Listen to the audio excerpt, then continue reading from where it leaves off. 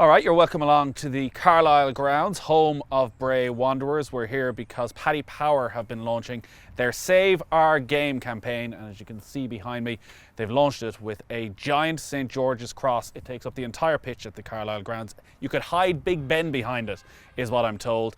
And basically the theme behind this is that every time England do something good at Euro 2020, there is a benefit for Irish football. So every time England score a goal, €10,000 will be donated to an Irish senior club. And every time Declan Rice or Jack Grealish score, they're going to double it to 20 grand, a minimum 100,000 guaranteed. If England have a great tournament, God knows how high it's going to get to. But you can get on to saveourgame@paddypower.com. Email in if you're involved in a senior team, you want funding, you want new showers, you want some sort of improvements, get in touch there, and they'll be making the big decisions as the tournament goes on. I'm delighted to be here at the launch by Eamon Dunphy. How are you keeping, Eamon? I'm fine. And Damien Delaney is here as well. How are you? Very good. Backing England at a major tournament, Eamon. Does Yep. it sit all right with you? Yeah, no problem with it at all. I don't think they'll win it. I don't think they'll score 12 goals, but it's good for the grassroots of Irish soccer. 100,000 is not to be sneezed at, and it's sterling. So it's a good idea. It's a good cause, and it'll give people a bit of fun. If the pain, it'll sort of salve the pain of watching England score goals. I think most people, because of the interest that is there in Premier League football in this country, are always intrigued by the England squad announcement as they progress through the tournament, and maybe really came home in 2018 when they seemed like a very likeable squad. And then they get to a World Cup semi-final and the hype really starts to build, and you think, actually, we're kind of done with this now. Semi-finals as far as we want this England team to go. Well, they always have unreal high expectations. Because of their history in the game. In recent times, they've rarely lived up to it. Actually, the last World Cup was one of the few times when they did. This time, I think they believe they're favourites. I don't think they are because of their defence, but they have got players like Harry Kane, Mason Mount, who are exciting, who are very, very good players, attacking players. Defensively, starting from the goalkeeper, Pickford, they've got problems. Damien, you've been living in England in recent years. Around these major tournaments, just how insane is the hype? Yeah, it's incredible really how much they get behind their country. Their patriotism, I suppose, their belief that they're going to win every tournament. I think what's really interesting about England is Gareth Southgate seems to be a nice man that has taken the edge off and provided, I suppose, a bit of unity, certainly with the press, made the team likeable again. You know, he's very good at handling all of that, whereas other managers were different and England were always a story and you knew there was a negative story coming at some point, either in the build-up or during the tournament or the night before their biggest game. I think Gareth seems to have kind of quelled an awful lot of that and quietened it down and got a lot of people on side. So he's deserve an awful lot of credit for that.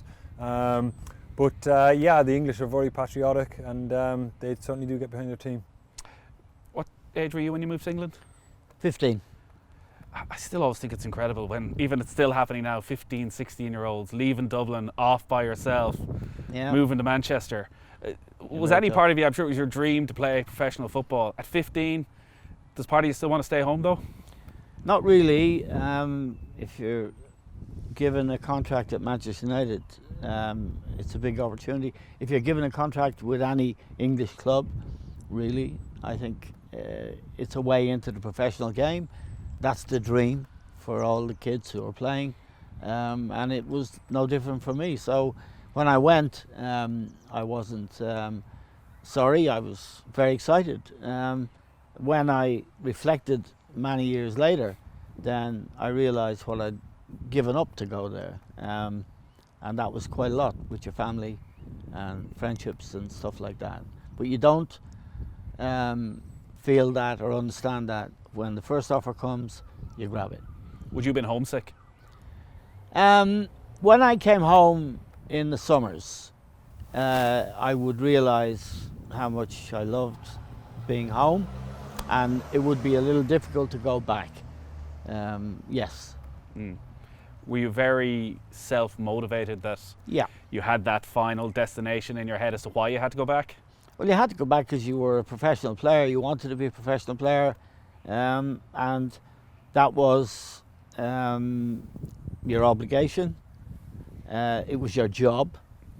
And in my case, if you leave school at 13, no one was coming along and offering me a directorship at Smurfits or anywhere like that. So it was go back and play for Millwall, or go on the dole, Yeah. basically. What was it like being a young Irish guy living in England at that stage? Fine, I liked English people. I never felt any prejudice of them. I liked Manchester as a place. I was there for 5 years, and I liked England. Yeah, and I like England now. It's a beautiful country, and English people. I never got it. Damien, I don't know if Damien experienced it. I never experienced any hostility or prejudice because I was Irish. What about you, Damien? Yeah, look, I mean, when Eamon went over, things were obviously slightly different. I was over, Good Friday Agreement was signed, everything was a little bit easier for us. I've never experienced any issues whatsoever. Again, like Eamon, I thoroughly enjoyed my time in the UK. I really did. I really grew to love, the north when I was at Hull. Yorkshire can be a lovely place, and obviously when I went to London as well. London's a fabulous city to live in, and I think everybody should experience living there once because it is such an amazing place. But I thoroughly enjoyed my time there. It's interesting how you say, this newer generation, we would assume maybe back when Eamon was there would have been issues. But I read in before you've spoken about, wearing a black armband after Bloody Sunday and not having had any hassle around that at all.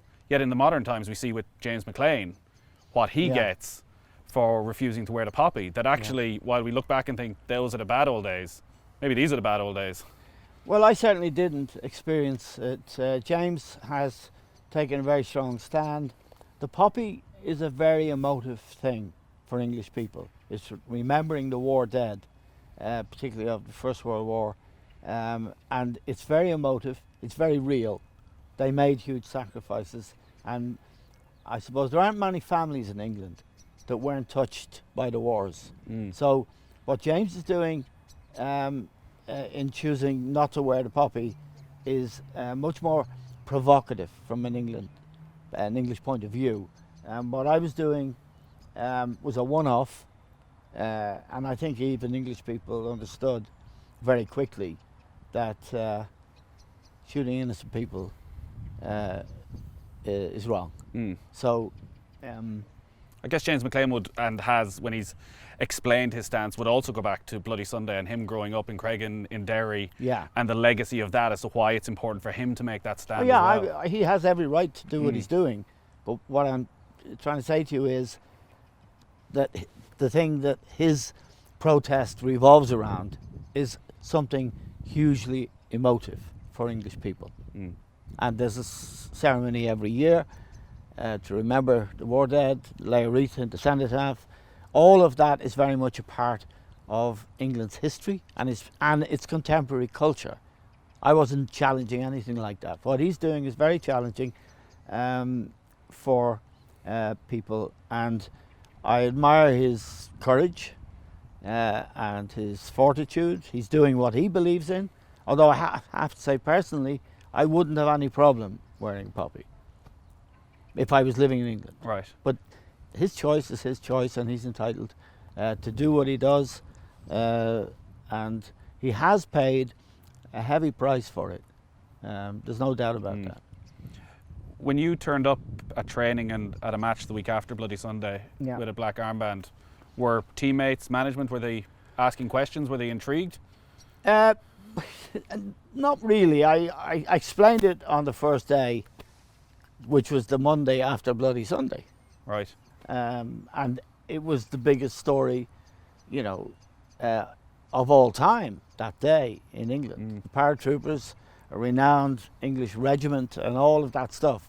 I said, look, guys, your paratroopers murdered 30-something people, and this is my way of reminding you that you can't do that and expect to get away with it. And the guy said, fine. And Millwall was a pretty hot place for, supporting the army and supporting lots of things in Millwall. There was a fascist history back there in that part of London, East End. He didn't get a peep out of the crowd. No problem. No, I think they understood that something wrong had been done by their people, by their troops. For whatever reason, they left me alone. You weren't, I don't want to say you weren't supported by your teammates, but you were the only one at that stage. I wasn't supported by the other Irish players in England because I rang them all up. And what did they say? No. Are you mad? Do you have at that age, are you having an educated debate with them about why you're doing it and why you feel they should do it? Well, I didn't need to explain to them. I said, look guys, this is a chance for us to show solidarity with the people of Derry. That's all it was. And we should take it. And you're high profile, you're Irish. And a lot of them were always banging on about they love their country, and one or two of them maybe going to Gaelic matches in Croke Park and being super Irishmen. But when push came to shove, none of them did it, no. That's something that James McClean has spoken about a lot recently, Damien, the lack of support from teammates. And we had David Myler on the show around James McClean recently, talking of being very honest that it's just not worth the hassle. Was that how he looked at it, rightly or wrongly? And now that he's retired, maybe he looks at it in a bit more in depth. When you were playing and this was becoming a big topic, was it something you thought about? Yeah, and I think just touching on what Eamon said there, I think social media plays a huge part in it. And I think when Eamon did it, it was a story and it would be in the newspapers, but it wasn't amplified, or it wasn't a binary type thing where it was, Eamon is against certain things and it gets overhyped. I think James has been a victim of that. Me, myself personally, I always wore the poppy. I always viewed myself as a guest in the United Kingdom, and I always wanted to adhere to their and be respectful of their traditions. Now you can say that they weren't respectful for us, and certainly James lived that. I grew up in Cork. We were a long way from the Troubles. James grew up in the heart of it, so I would never try to understand or put myself in James's place.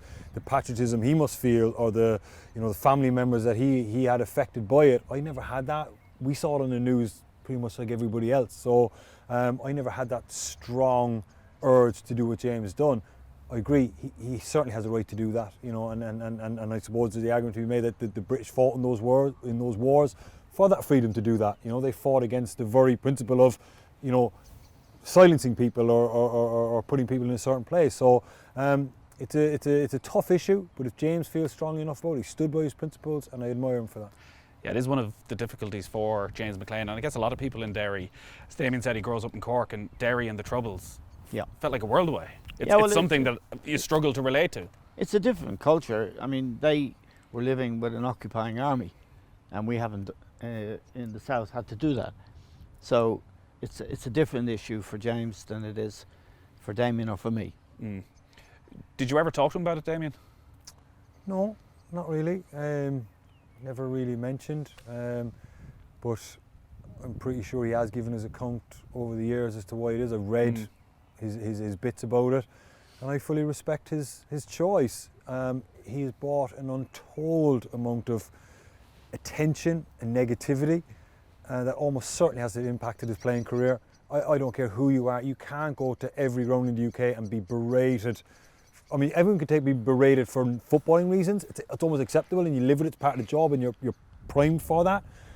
But for him to get the abuse that he gets, not just death threats, bullets in the post, are the sort of things that quite often come out like sound bites. But then you have to think about living in his house and his wife and his children, and that actually happens when you wake up in the morning. But I'm talking about from a footballing point of view, the attention that he's put on his football, to show up in a warm-up of a game, and for you to be warming up, trying to get your head focused, trying to get right, and all you're hearing is non-footballing stuff. That's what I'm saying. It has affected his career, has to have. He's still had an amazing career and he's done really, really well, but I suppose the negativity and emotions that it's brought from must have been difficult. The bravery then, Eamon, to take that stand and to make that sacrifice for what he truly believes in. Maybe, Damien, it's more relevant in that modern dressing room. Would a modern dressing room be a place where there's a lot of pressure actually to keep quiet about your beliefs? No, I think football nowadays is almost certainly an open environment. You know, we all have the T-shirts, we all attend clubs initiatives for inclusivity and all these bits and pieces. So I think it's probably easier than in Eamon's age. I don't know, but I would assume so. I think there was always in the 80s, there was always this kind of silence mentality. If something you didn't like something, just shut up and deal with it. And that's why an awful lot of things went on. But no, there's definitely a more easier.